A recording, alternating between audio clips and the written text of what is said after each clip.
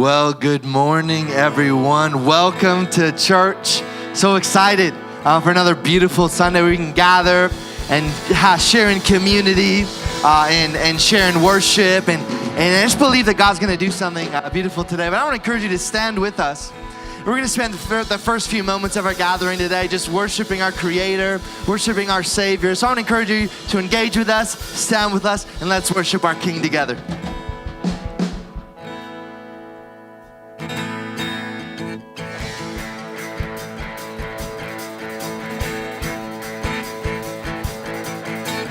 Do you see what I see? Do you see what I see?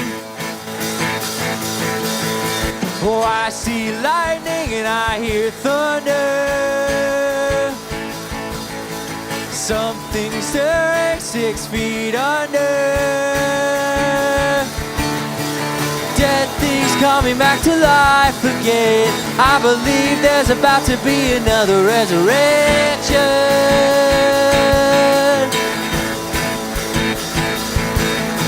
Oh, I see signs and I see wonders. I see bursts of living color. Dead things coming back to life again. I believe there's about to be another resurrection.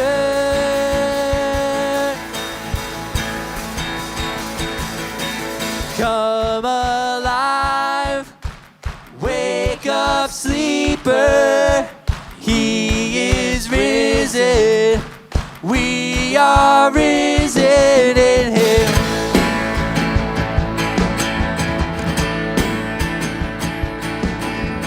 Hallelujah, it is finished. See the grave, nobody in it. Dead things coming back to life again. I believe there's about to be another resurrection.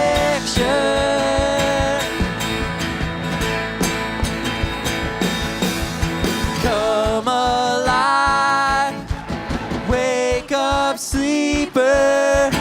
He is risen. We are risen in His paradise, flung wide open. He is risen. We are risen in Him. Come alive, wake up, sleeper. He is risen. We are risen in His paradise, flung wide open. He is risen. We are risen in Him.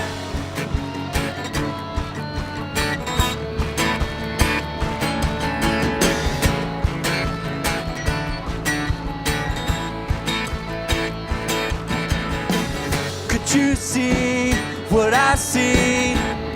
That the grave is empty. Then you know what I know. Anything is possible if you see what I see. That the grave is empty. Then you know what I know.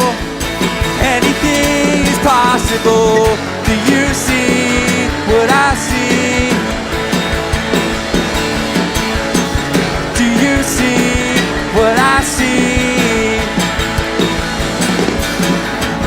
Do you see what I see? I see signs and I see wonders. Do you see what I see? I see lightning, I hear thunder. You see what I see? Something stirring 6 feet under. You see. Come alive, wake up, sleeper.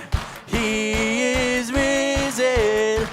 We are risen with Him. Paradise, flung wide open. He is risen. We are risen.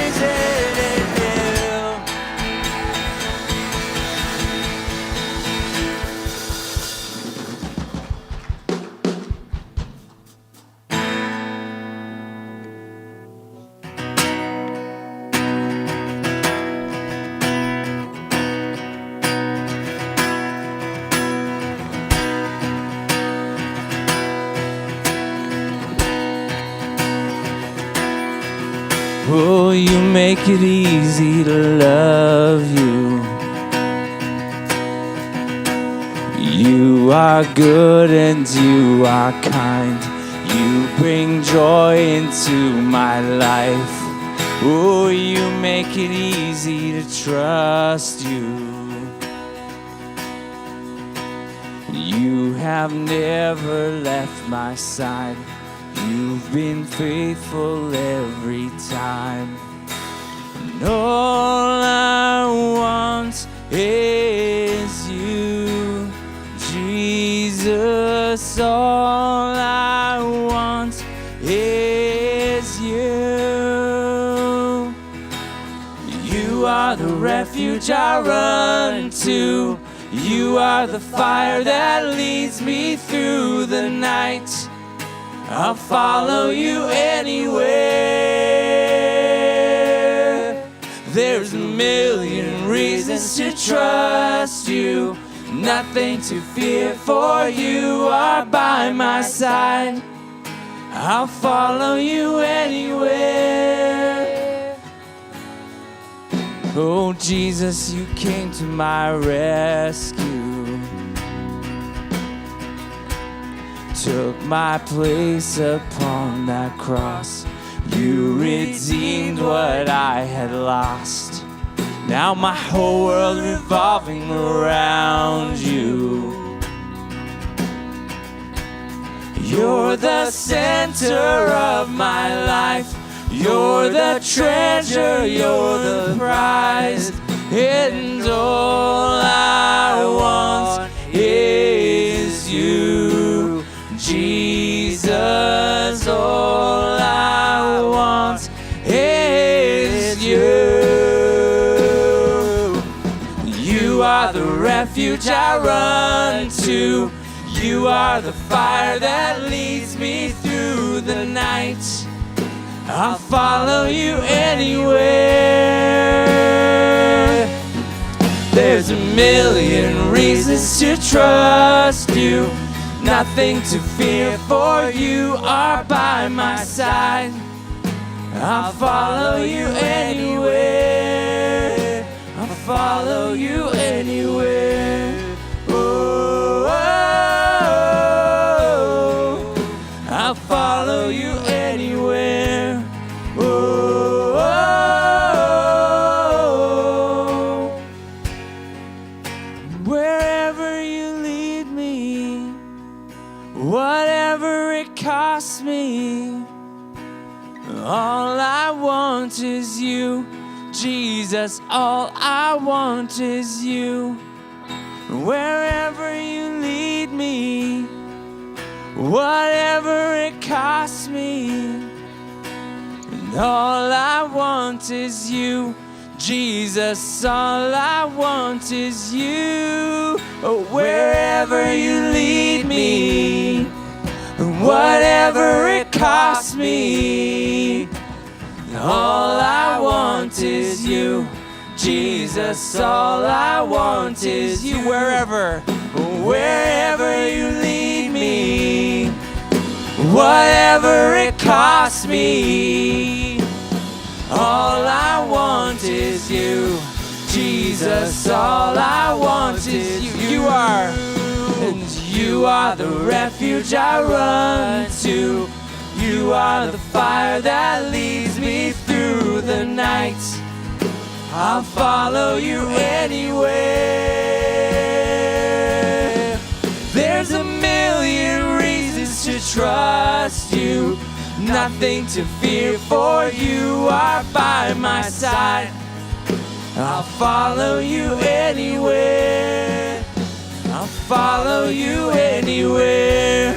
Whoa, I'll follow you anywhere. Whoa, I'll follow you anywhere.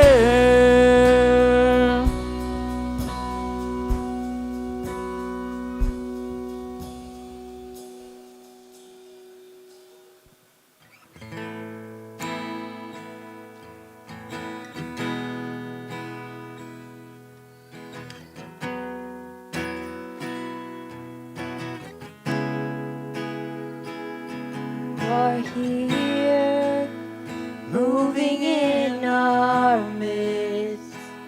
I worship you.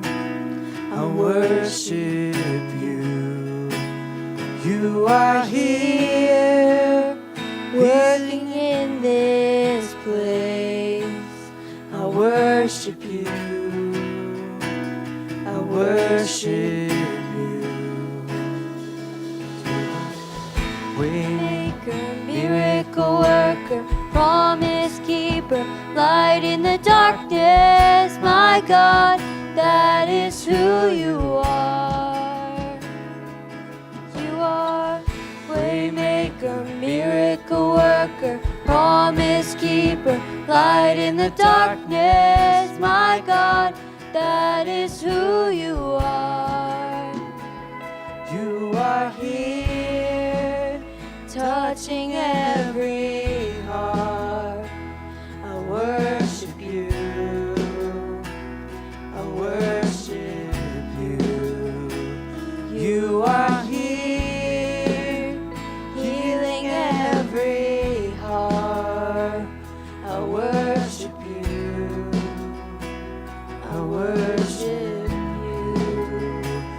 You are here, turning lives around. I worship you. I worship you. You are here, mending every heart. I worship you. Yeah, I worship you. You are waymaker, miracle worker, promise keeper, light in the darkness, my God, that is who you are. You are waymaker, miracle worker, promise keeper, light in the darkness, my God, that is who you are. Waymaker, miracle worker, promise keeper, light in the darkness, my God, that is who you are. Who you are. Waymaker, miracle worker, promise keeper, light in the darkness, my God, that is who you are. That is who you are. That is who you are. That is who you are. That is who you are. That is who you are. That is who you are. That is who you are. That is who you are. You are waymaker, miracle worker, promise keeper, light in the darkness, my God, that is who you are.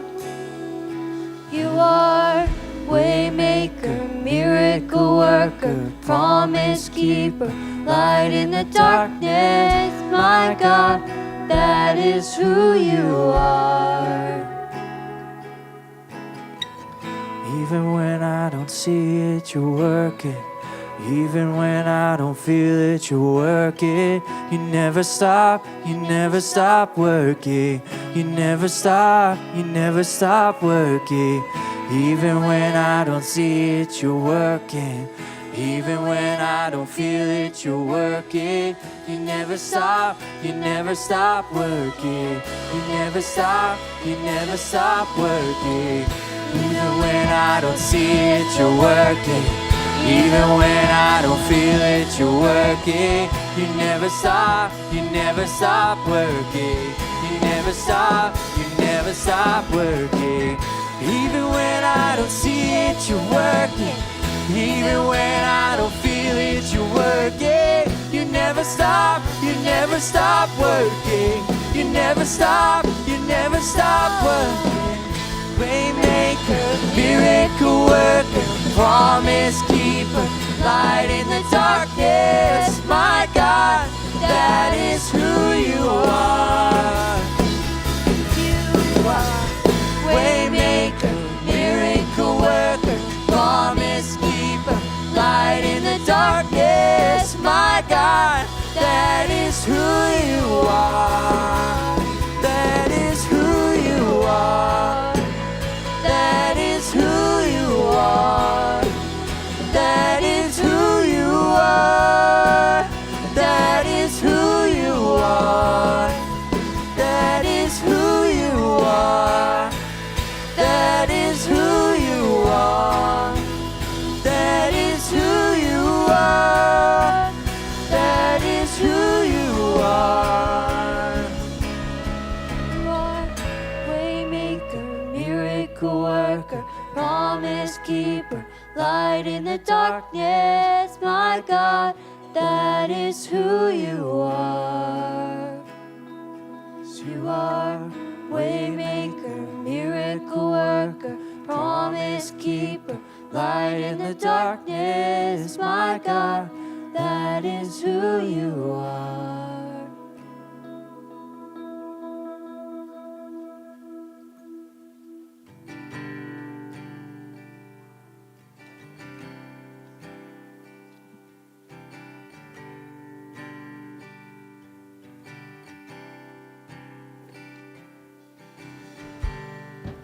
Worthy of every song we could ever sing, and worthy of all the praise we could ever bring, and worthy of every breath we could ever breathe. We live for you.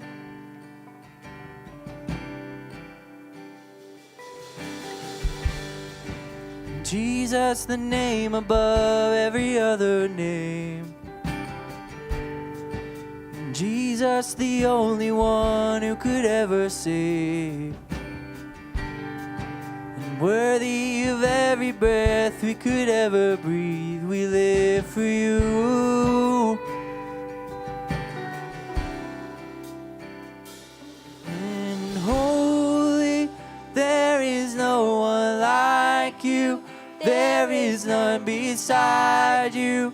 Open up my eyes in wonder and show me who you are, and fill me with your heart and lead me in your love to those around me.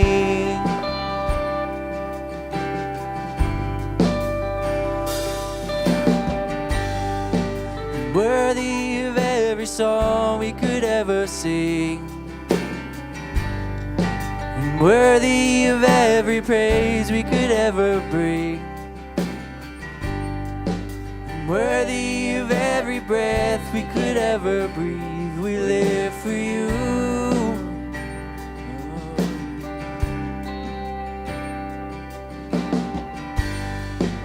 Jesus, the name above every other name. Jesus, the only one who could ever save. Worthy of every breath we could ever breathe. We live for you. Oh, we live for you. And holy, there is no one like you. There is none beside you. Open up my eyes in wonder and show me who you are, and fill me with your heart and lead me in your love to those around me. And holy, there is no one like you. There is none beside you. Open up my eyes in wonder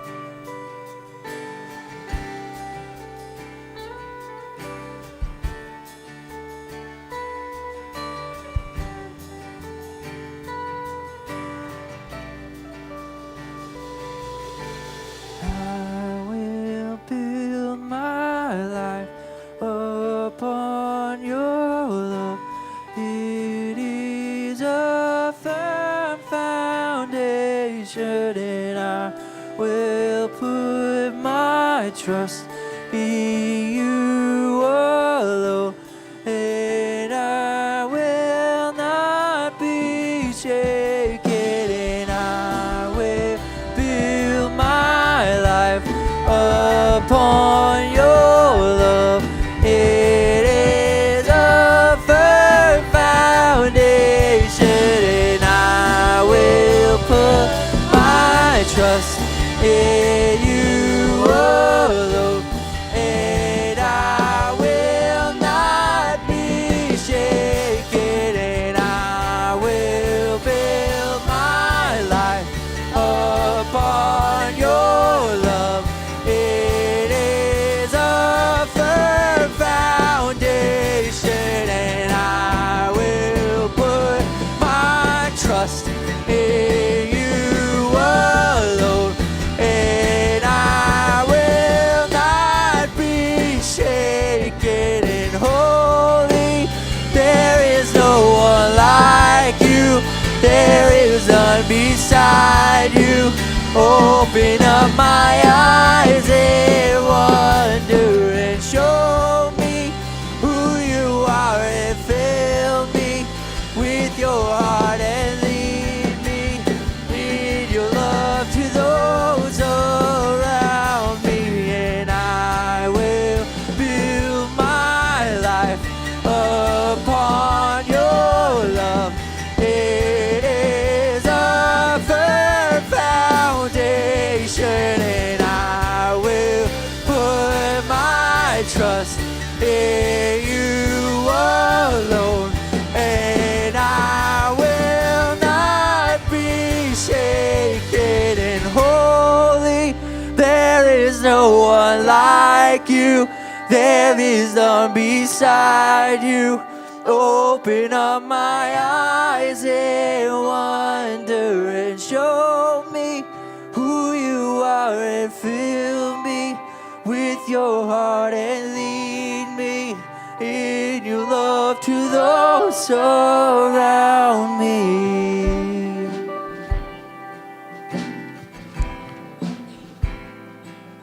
God, we ask you to open up our eyes to the wonder of who you are. That you're so wonderful and so marvelous and so majestic and so holy and so glorious. God, open up our eyes to know you and see you, and to know even if we don't see it, even if we don't feel it, you are still working, you are still moving.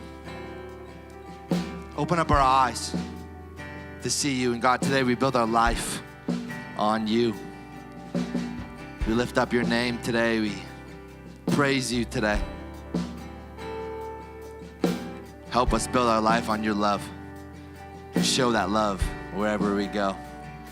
In Jesus' name, amen. Let's give it up for Jesus in the house today. If you're watching online, you can lift up Jesus in the chat. Say, you can, do that. Man, I'm excited for today. I'm going to dismiss our kids. Kids, you guys can go out. We got a great program for you all today. And I'm excited for this morning. If you're new, I'm Dustin. I'm the lead pastor here at Known Victory Church. It's an honor you're here today. It's an honor that you're joining us today, whether you're joining us in-house today or whether you're joining us online today. It is an honor that you are with us today. And this coming up weekend is one of the most important weekends for us as followers of Jesus. Next weekend is Easter weekend, where we celebrate the death and resurrection of Jesus. And I want to encourage you, as we step into this Easter season, let's focus on Jesus. Let's focus on what he did for us. And I want to encourage you to come out. We got 2 gatherings happening this weekend. Good Friday. This Friday at 10 a.m., we're going to be having our breakfast potluck, which we've been doing the past couple years for Good Friday. It's an awesome opportunity to get together. We're going to have some worship.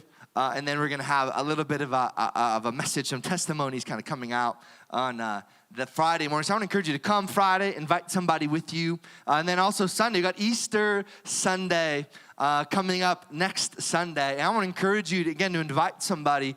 I'm going to be preaching a message called Locked in Unbelief. And we're going to be going through the Easter story of what God has done for us and help build our faith next Sunday. I want to encourage you to bring somebody with you because I feel like God's going to do something powerful as he already has been. And so, again, come out this weekend. It's going to be a great Easter weekend. We've been in this series, and I've been loving it. For me, it's just, this is the kind of, I just love this series. And I don't want to sound like arrogant, but I just love it, okay? Like I just love it. I'm not saying like, I love me, okay? That's not what I'm saying. Like I'm saying I love it. Like the idea that God has given me for this series. Because I think there's so much power in it on kind of the concepts that we've been walking through. And so far, we've done 3 messages. And we're going to keep on going for a bit here. But we started Locked in Fear. I talked about how a lot of us as followers of Jesus, those of us who maybe don't follow Jesus, fear is so crazy and it's just running through our world and it's tearing us down. And we got to learn to unlock the door and step out of fear and step out in faith. And then 2 weeks ago, I shared a message called Locked in Busyness. And I don't think I've ever had more people come up to me and be like, wow, I needed to hear that, Because we're busy and we're tired as people right now. We're exhausted. And then last week, I preached a message called Locked in Unforgiveness. And we were talking about how it's so important for us to learn how to forgive. Even in our deepest hurts, in our deepest pain, learning how to forgive those who hurt us is very important. But I also shared how forgiveness is one of the hardest things I think we're called to do as followers of Jesus. Is learn how to forgive. At least it has been part of my story. And if you missed any of these messages, I want to encourage you to go to our YouTube page and we have them posted on there. I'd love for you to go listen to them if you missed them. But my prayer for this series is that some of the ideas or some of the things that we get ourselves locked into, my prayer is that as we talk about them, we can learn how to overcome them and start to unlock the doors. So I want to share a new message today called Locked in Intention. Locked in Intention. And I think this idea is something that I don't think that we sometimes even realize we've locked ourselves in because it can be so subtle. It can be so subtle when we're locked in intention. And I kind of was thinking about how do we know, right? Because I think sometimes we don't realize it. How do we know if we're locked in this space of intention? Now, when I share some of these reasons, I want you to know I'm sharing my story, okay? And so number 1 is this: making plans is easier than following through. Y'all know what I'm talking about. Making plans is a lot easier than actually following through with the plans that we make. You know what's a lot easier is to plan to go to the gym in the morning at 6 a.m. That's an easy plan to make. You know what's tough? Getting out of bed in the morning at 5:30 to get to the gym. Making the plan is easy. It's so easy to be like, yeah, I'm going to the gym tomorrow. You tell people, I'm going tomorrow. You wake up, you're like, my back hurts though. My eyes don't seem to want to open. Like we have these thoughts in the morning when our alarm goes off. I know because it's my story. But it's easier to plan to eat healthy. And we know this, correct? Because we go to the grocery store and we buy a tub of loose lettuce and other leaves. And we think, look how healthy I am. I bought lettuce this week. And then we get home and we take out the box we bought 2 weeks ago, throw it in the garbage and put in our new box. It's easy to plan to eat more vegetables than it is to actually eat vegetables sometimes. It's easy to plan. It's easy to intend to do the dishes before I go to bed. And then I wake up in the morning, I'm already running late. I'm like, I was supposed to do these last night. This isn't going to be a good look for me because this is what happens. I'm not joking. This happened this week. I get a text like 7 a.m. I'm already gone to work and I get a text and it just says rut-row and it's a picture of all the dishes in our sink. You can probably guess who sent me that text message, right? I forget what I said. It was probably like, whoops, I don't know. Like I can apologize, but my intention was to do it. I didn't actually do it. It's easier to plan than it is to follow through. I think you have to learn how to be people of integrity if we want to combat What's the word? Intention. Number 2 is forgetting things or forgetting plans regularly. Right? You ever said this before? Sorry, I totally forgot about our meeting today. It slipped my mind. You get the text 5 minutes after you're supposed to meet. Sorry, still in bed. Because we forget. And sidetrack, part of this is because of how busy we are.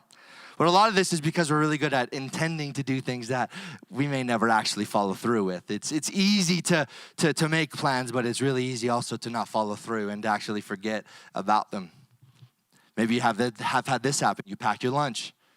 You did a good job. You packed your lunch the night before. And then you get to work and you realize, I didn't grab my lunch. And you get home, do you know where it is? It's on the counter. You know what I'm talking about? You're like, I even packed my lunch. Look at me go. And then you leave it on the counter. It's bad by the time you get home. And you're like, now I got to go out for supper. It's like, make me feel better. I'm going to order some food. Or what about this? Quitting is more natural than pushing through. Y'all know how easy it is to quit sometimes? I've gone to the gym before and I've walked in and be like, nah. It's easy to quit. I don't think that most people go into their marriage intending to get a divorce. You know what the divorce rate is? 41% for the first marriage, 60% for the second marriage. I believe this is in the United States. We don't go into our relationships hoping and intending to get divorced. We don't go into our relationships intending for it to not work out. Same with work. And you see this, that anyone who owns a business or has to hire and fire people. People have really good intentions, but they're really good at quitting and not showing up. It's our culture. It's easy to quit. This job isn't what I thought it would be. It means I actually have to get up in the morning. Our intentions when we start a job are not to quit, right? At least for me, maybe for you sometimes, but it's like you start a job, you're like, this is gonna be the best job ever. I finally got out of this horrible mess, and now look at me, I'm living the dream. 2 days in, you're like, this is no longer the dream. I don't like this, it's hard. Because what happens is we often start excited, but as excitement wears off, we're left with the reality of our situation, and then our intention means nothing.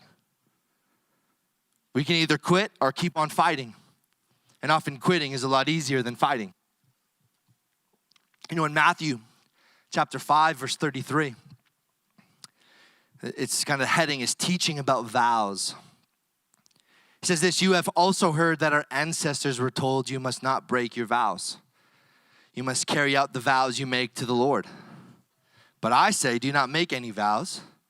Do not say by heaven, because heaven is God's throne. And do not say by the earth, because the earth is his footstool. And do not say by Jerusalem, for Jerusalem is the city of the king. Do not even say by my head. Now this part's funny. For you can't turn one hair white or black. Some of us wish we could. Some of us wish we could turn our white hairs black. Just say a simple, yes, I will, or no, I won't. Anything beyond this is from the evil one. Another word for vow here, if we want to look at it, might be like this word swear. Like, I swear I'll show up on time next time. You ever say that? Maybe you say that like I know I'm going to make it. I swear I'll stick around and help clean up. I swear I'll do the dishes tonight. I do it. We either are going to get something done or we're not. And we got to learn how to commit to the right things and not commit to the wrong things. I want to speak to us this morning from a story that I think maybe we know well. Those of us who grew up in church, this was a very famous story for kids, this story. And I love this story. There's so much power in it. And this is a story of a man that was filled with intention, but also filled with integrity. And so we're going to be going through the story of Daniel in the lion's den today. And I was thinking about this. I can't recall many times in my life I've actually heard someone preach on this story. Now, I know people have, okay, I know that. But I can't recall many moments where I look back and someone's preaching this story. Anyway, there's so much in the story. But Daniel chapter 6, verse 1 says this. Darius the Mede decided to divide the kingdom into 120 provinces, and he appointed a high officer to rule over each province. The king also chose Daniel and 2 others as administrators to supervise the high officers and protect the king's interests. Daniel soon proved himself more capable than all the other administrators and high officers. Because of Daniel's great ability, the king made plans to place him over the entire empire. Then the other administrators and high officers began searching for some fault in the way Daniel was handling government affairs, but they couldn't find anything to criticize or condemn. He was faithful, always responsible, and completely trustworthy. So they concluded our only chance of finding grounds for accusing Daniel will be in a connection with the rules of his religion. See, Daniel was a man of integrity. He was a man of integrity, right? He's described in this context of being faithful, responsible, and trustworthy. I think if Daniel's resume came across your desk, he'd be the guy you would want. Because not only did it say that he was trustworthy and responsible, but it also said he had the ability. Right here we have the greatest employee you could have. Even in life, if we're looking for a partner for marriage, like this is the kind of person that we would want. Somebody who has the ability, has the talent, has it, but also their character is also good. Their integrity is also good. It's not just their talent, but it's also their character. I think in our culture, we've got so caught up that we care so much about talent that we let some of the character issues fall because we want to see success, but we don't want to see people who maybe aren't as talented, but they're actually going to have integrity. We want the talent. And we see this throughout art, and we see this throughout music, and we see this throughout sports.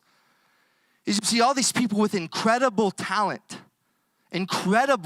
but what happens? A lot of the time they fall. Why? Because their character can't match their talent.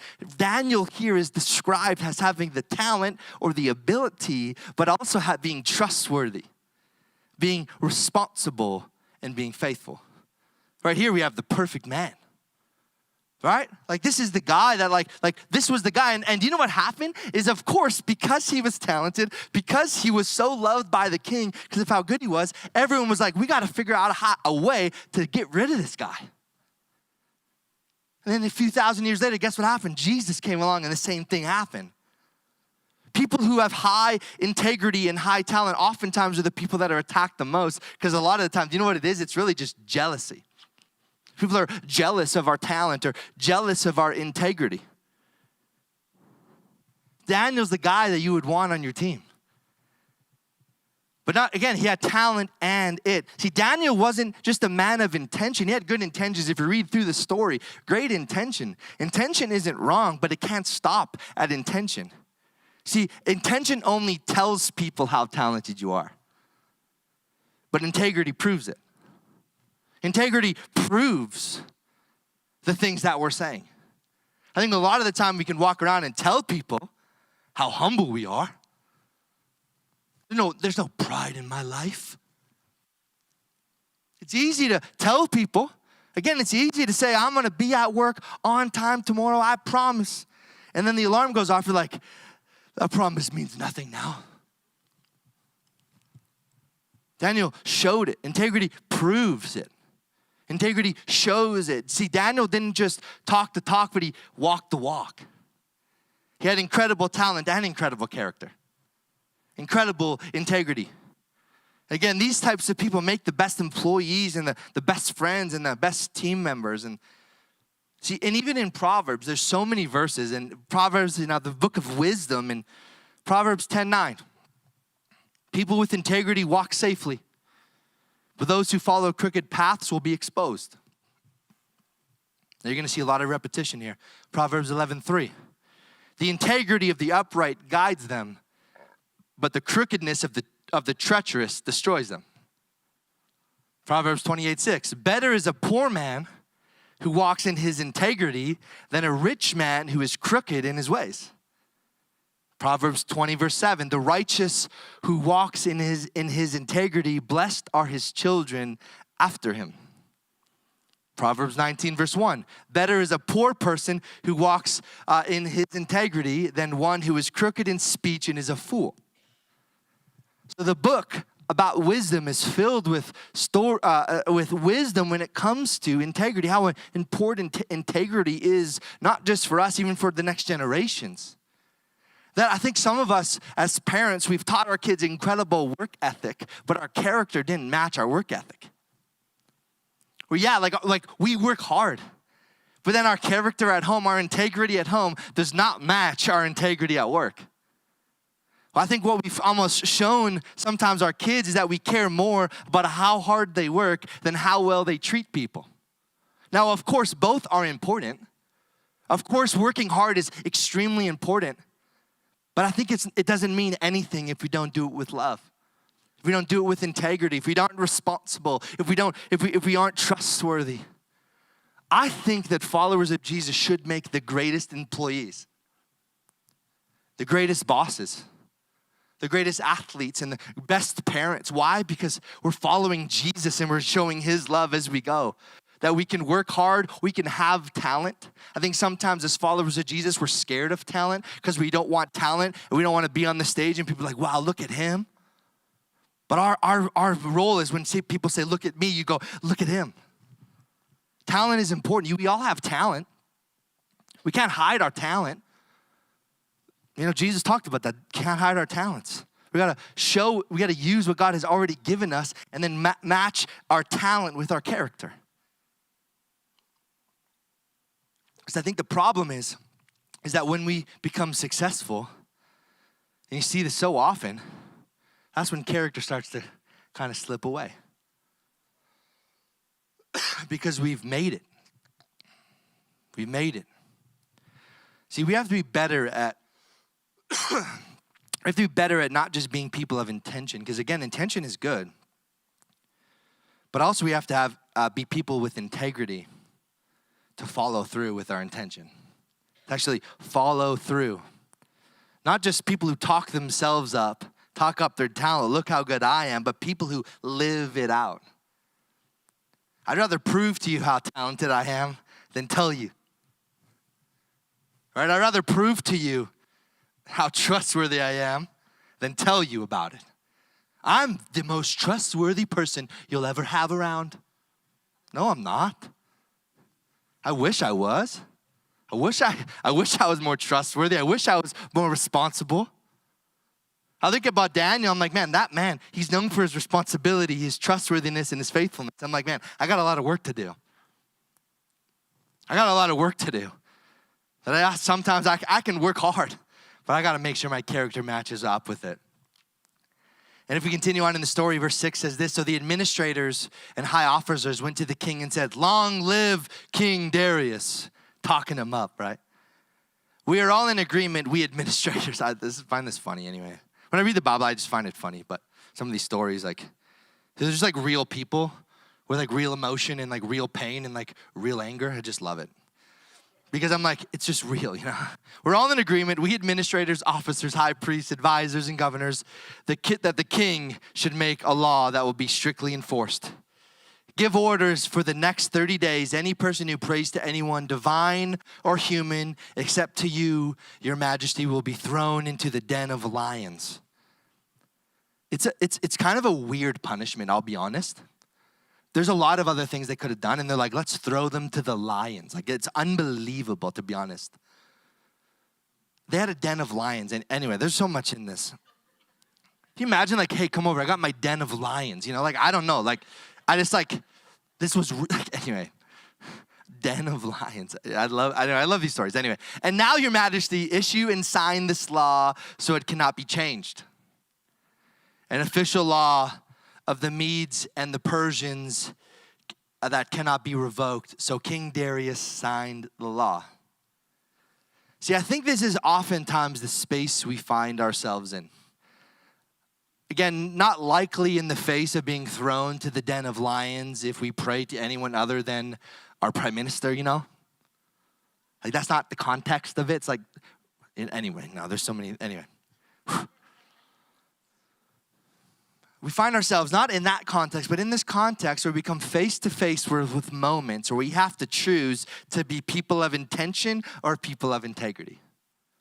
We come face to face with moments or situations where we come face to face with everything I've been saying, now I got to start acting upon it. We're going to come face to face with a moment where we've been saying, I can do it, put me in, I can do it. And then now's your moment to actually prove it. We all come face to face with these moments in life over and over and over again. We have to choose between going against our beliefs or our morality by saying, I didn't intend to do this. I didn't want to get to this place. I didn't intend to get myself here, but here we are. We have to choose between going against our beliefs or our morality or being people of integrity and living up to the expectations we committed to. Living up to the call that God has placed on our life. We're going to come face to face with a moment where we have to make that decision. Letting our yes be yes and our no be no. That even in the face of adversity or persecution, we can stand strong. Which, of course, if you know this story, that's the path Daniel took. In verse 10, but when Daniel learned that the law had been signed, this is my favorite part. He went home and knelt down as usual in his upstairs room with its windows open towards Jerusalem. He prayed 3 times a day, just as he had always done, giving thanks to God. This was his heroic moment. And you know what's powerful about this is that his heroic moment wasn't to overthrow the king. His heroic moment wasn't a place of gathering the boys to fight back. His heroic moment was him walking into his room, opening the door, kneeling and praying to his God. That heroic moment of standing up, being like, I'm going to be a person of integrity, not just person who says I follow Jesus, not just person who says that I worship God. And no, I'm going to live it out. Praying even when he wasn't supposed to. Praying even though it was banned and it was against the law, even though it wouldn't be easy, even though he knew the lions were waiting for him. And of course, this is the trap that they tried to set him up in. We got to get rid of this guy. How do we do it? Let's make the king make a law that can't be changed so that Daniel's going to the lions and it's going to be awesome. But even though that he knew that it would likely cost him his life, he didn't falter. He didn't try and hide his faith. He didn't try and hide his actions. He said, I've committed myself to God and I'm not going to step back. I've committed myself to this. This is my yes. I'm going for my yes. I'm not going to change my mind. That even when the winds come and the storms come and the rain comes, we can stand strong because we've built our life on the right place and we can live a life of integrity, not just intention. You see, integrity can be defined as the condition of being unified, unimpaired, or sound in construction, right? This building is a building of integrity. Not like that apartment complex in northern Edmonton. You know what I'm talking about? Whew. That was not integral. That's a word, I think. I don't know. Integral building. I'm like, integral building. Yeah. See, Daniel's life was so full of integrity that nothing could knock him down and nothing can push him down.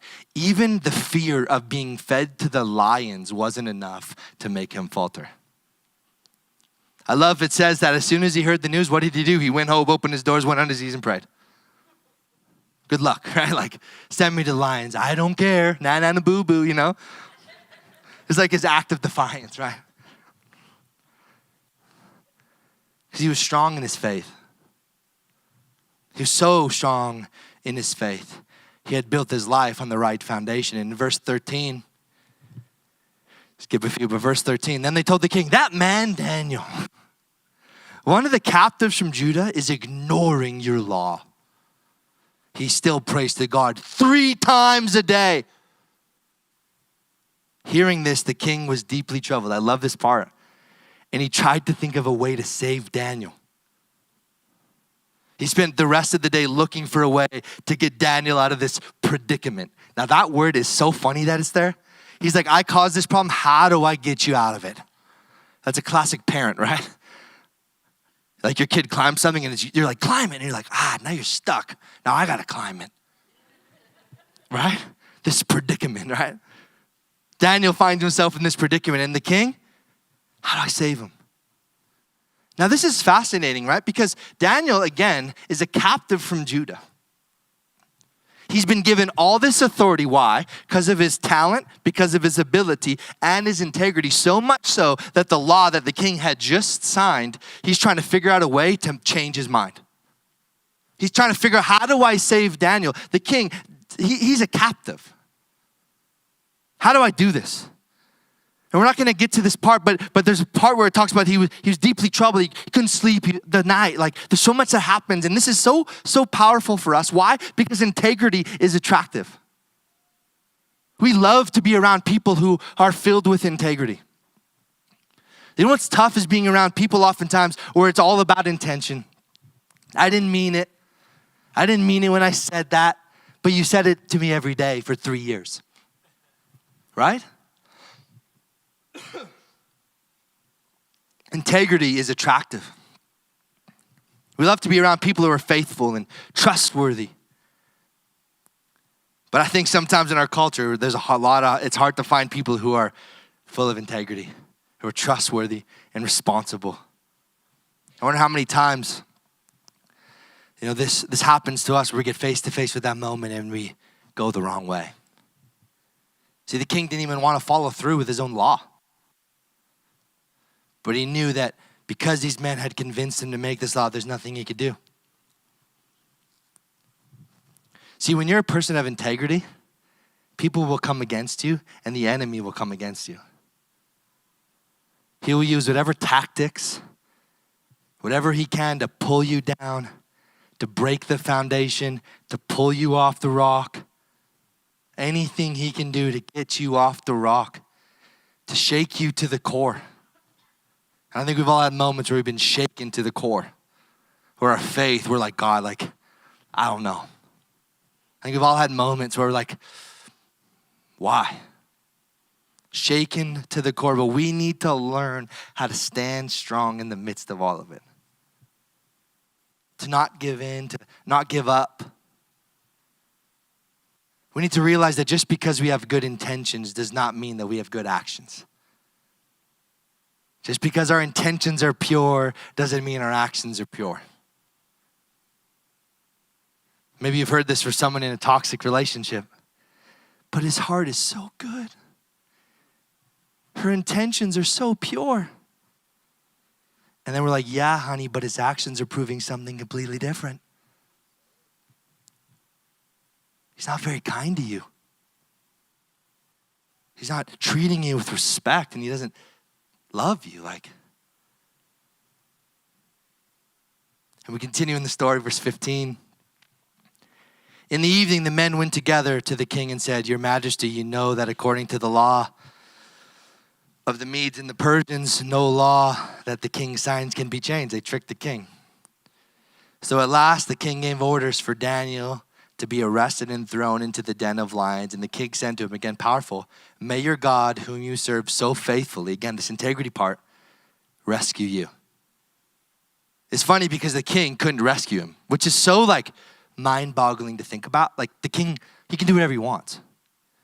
But the way that the laws were set up, he couldn't save him. He says, I can't save you, but I really hope your God can. Why? Because I love you and I don't want to lose you. You're a pretty good guy. You've done a good job. The guys that have sent you into the lions, then they're not doing as good of a job as you. If they were, I probably would have given them your position. But he says, good luck with the lions, buddy. Praying for you, right?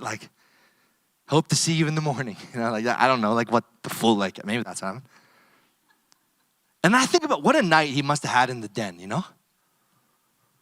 what would I do? I'm thrown into a den of lions. What do you do? Do you sleep? Maybe, you just take a nap, good night. I don't know. Did he praise?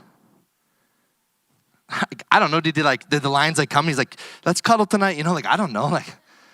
They turn into his pets. I don't know. I just fascinates me, these ideas of what would I do in that moment?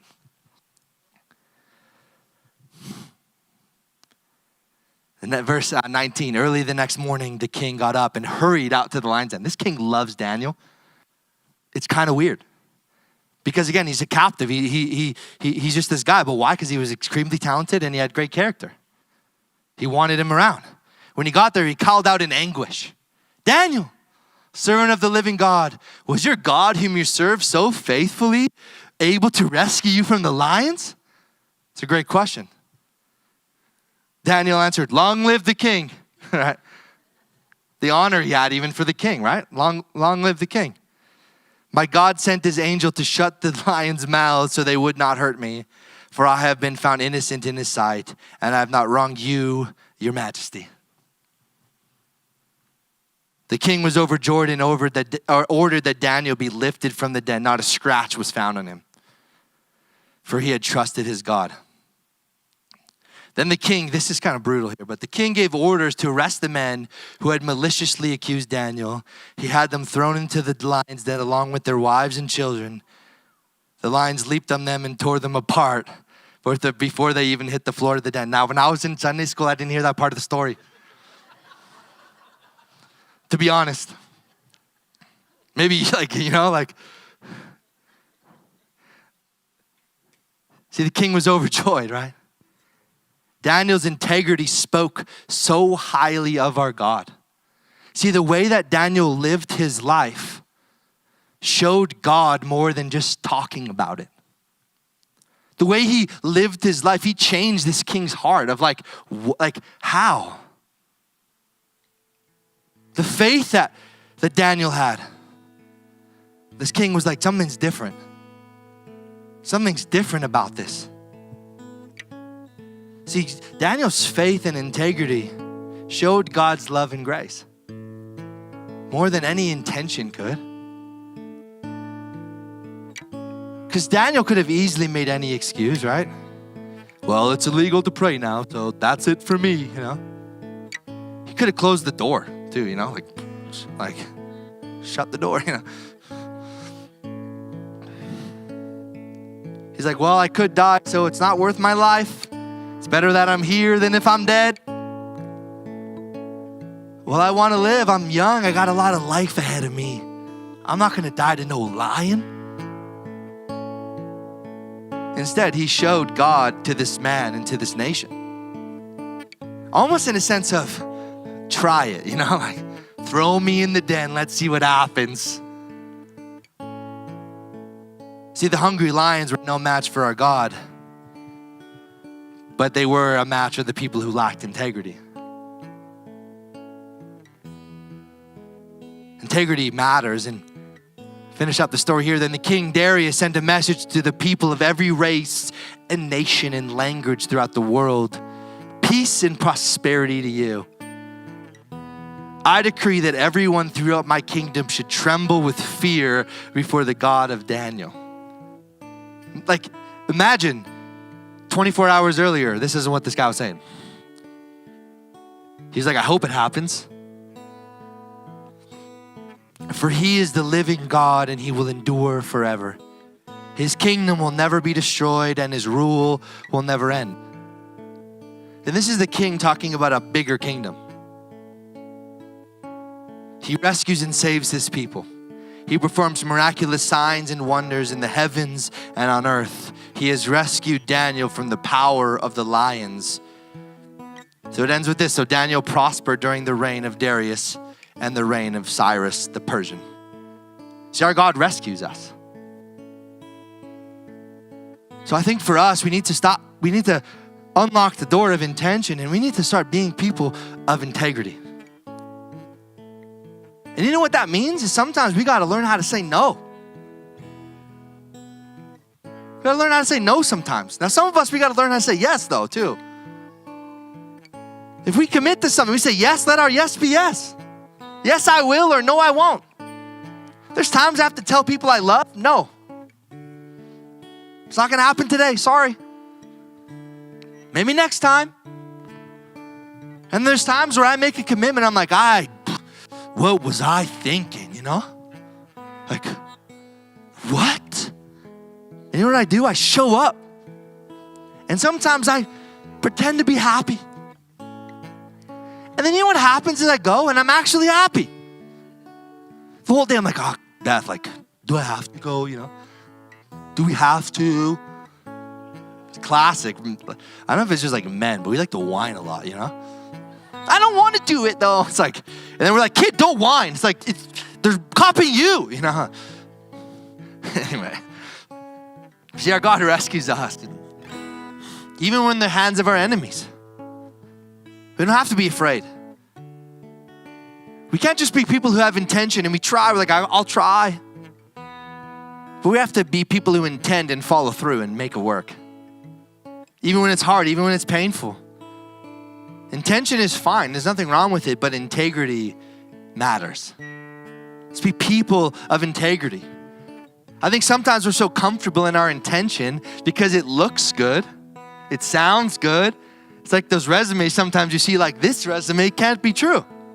You're 20 years old with 14 years of experience working in a mill. No, it's not true, dude. People of integrity. See, when we are people of integrity, we will see prosperity and blessing. Not because we're the best, not because even we're the most talented, but because it shows God's grace and God's love to people. People are going to want to be around you when you're a person of integrity.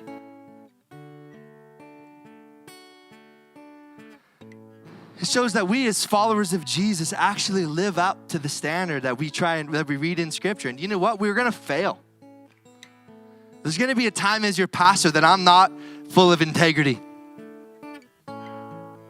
Now, I don't like saying that because I wish it wasn't true, but it's true. There's going to be times that you're going to be a person who's not trustworthy. It's going to happen. Because we're human beings. We got to unlock the door of intention. Intention has to lead us to action, not the door we hide behind. Because again, intention looks good on the outside, but as soon as people see the real part, it's like, I'm not seeing it though. We use intention as an excuse rather than a motivator. Let's intend to do good things, right? That's of course, but let's live it out. Live it out. Our takeaway today is the key that unlocks the door of intention is integrity. Be a person of integrity. Let's live it out. Let's be people just like Daniel that are trustworthy and responsible and faithful. That's what we're known for, because I think it's so important for us to live a life of integrity and good character. Let's leave not just to our kids good work ethic or good talent, but let's leave to them good character. That how we act at work, if we're filled with integrity at work, we got to be filled with integrity at home as well. That our kids can trust us even when we're angry. That our kids can trust us even when we're scared. That we're always filled with love. And again, as parents, I think we look in the mirror and realize half the time, man, I got a lot of work to do. But my prayer is that we can, just step more into this place of integrity and be people who are responsible, faithful, and trustworthy. Now, I'm not saying you're not that way. Don't hear me, but I think we can all grow when it comes to living a life of integrity and not just intention. So God, I thank you that today you help us unlock this door of intention and help us be people of integrity. People that are trustworthy and responsible and faithful. Faithful with what we have, responsible with what we have, trustworthy with what we have. And as we're those things with what we have, God, I thank you that you're going to expand not just not financially, but expand our reach and expand who we can touch and who we can reach with the gospel. God, expand us so that we can love people more and show them who you really are, not just what media says you are. But God, that you are so loving and so amazing. In Jesus' name, amen. Amen. Just before Beth comes up to close our service here, we got a quick video of an event coming up April 12th. And so let's watch this video. My name name is Becky. My name is Care. And we're with Victory Worship in Sirisha, Thailand. And we are so excited because we're going to come see you in 3 weeks. Every good and perfect gift is every blessing, everything I ever need. We are going to come to your church, and together we're going to worship Jesus, and the presence of God and the power of God is going to be released. There's a place where we can tap into heaven and release that sound, and that's where we really need to land. And we're bringing our whole band, our whole team, guys that are, ready. We've been practiced up, prayed up, guys that have encountered God's presence, and they have powerful testimonies that we want to share with you. You got kind of sown out of Canada. I'm claiming the harvest back into Canada because I think some of the stuff that got sowed out, needs to be bearing fruit back in Canada, honestly. And we're just trusting that as we get together, the church here on this side of the world and the church in Canada, that we're going to be able to receive one from another, be encouraged by each other, and just experience an open heaven over our nations as a result of coming together in unity, in worship and prayer. God is on the move in our nations, and He's not done yet. So let's get together, let's worship Jesus, and let's see what He does.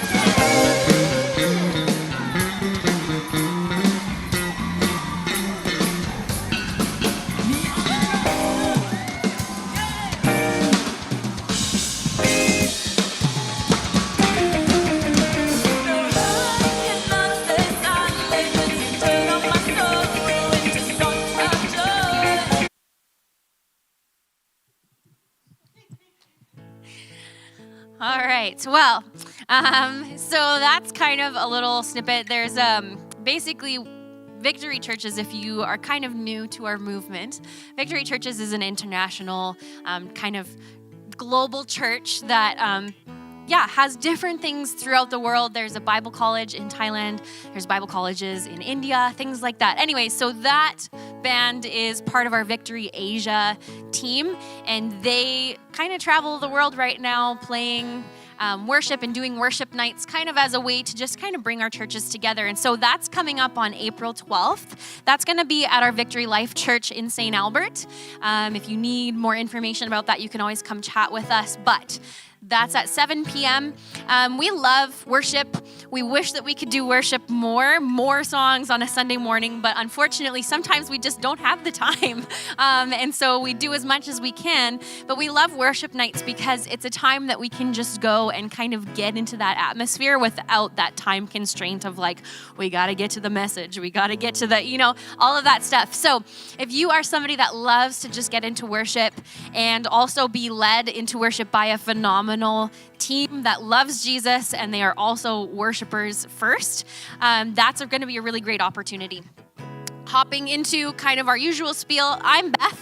I'm one of the pastors here, if you don't know me. And if you are here for the first or second time, we would love to get a gift into your hand. The way that you can do that is text hello to 587-807-0944. We'll reach out at some point during the week and make sure that you get that gift for you. We just want to make sure that you know you have so much value to us. We appreciate that you came to our church this morning, or maybe you're just watching online. Take advantage of this. We are not going to be just expecting you to be in our building to be part of our church. We know that there are people who are part of our church who can't make it here on a Sunday morning, but tune in all the time. So if you're watching for the first or second time, that includes you. We would love for you to engage with our community through giving as well. If you're brand new, you can kind of tune this out. We don't expect you to, this is more for something that is for people who are part of our family. Though if you feel called to give and you are new here, totally do that. But if you are here and have been here for a while, we believe it's important to give. We believe that Jesus, we're launching into Easter season, and when Jesus came, he came to give. His entire purpose on this earth was to give. So we believe that as a reflection of Jesus, as a reflection of who He is, we are also called to be generous in everything that we do. We are called to give. And so this looks like financial on a Sunday morning or through the week. This looks like giving our time, giving our talents, our gifts. We're not limited to finances, but also finances are very, very important. Not only do they keep the lights on in the building and our church going, but it stretches further than we really know. We give to many different ministries. We give to Cambodia, to Harley, who's doing amazing things in the slums there. We give to different ministries that help with the homeless in Alberta. And so, when you give, you can trust that we are doing our very best to make it count.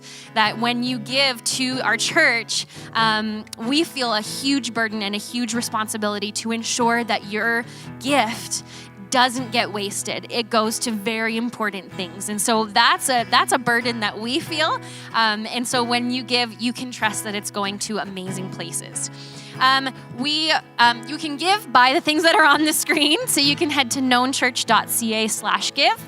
You can e-transfer it to hello@knownchurch.ca. Those are the very best ways to do that. But if those aren't great for you, you can always meet us back in the coffee bar. We can take you through some other options as well. Tonight is our pizza movie night. And so we're actually going to be watching a movie here at the church. I can't tell you which one it is, but like, yeah. For those of you that have gamers as kids, this might be the movie for you.